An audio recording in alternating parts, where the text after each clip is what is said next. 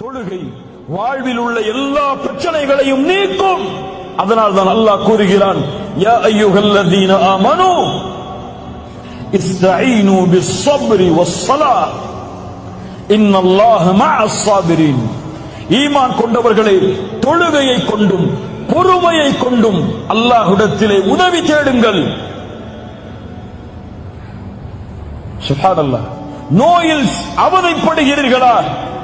எந்த மருத்துவரும் உங்களை ஏற்றுக்கொள்ள தயாரில்லையா? எல்லோரும் கைவிடுகிறார்களா? இஸ்தஈன் பிஸ்ஸலாஹ்.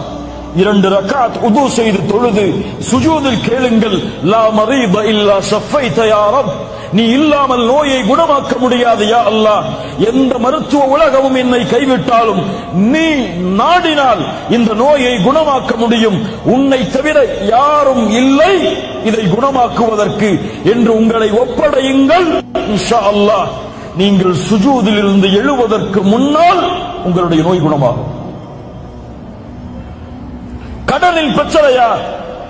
கோடி கோடி கடன் குவிந்து விட்டதா? வெளியேறுவதற்கு வழி தெரியவில்லையா? இஸ்தஈன் பிஸ்ஸலாஹ். குழந்தை இல்லையா? இஸ்தஈன் பிஸ்ஸலாஹ்.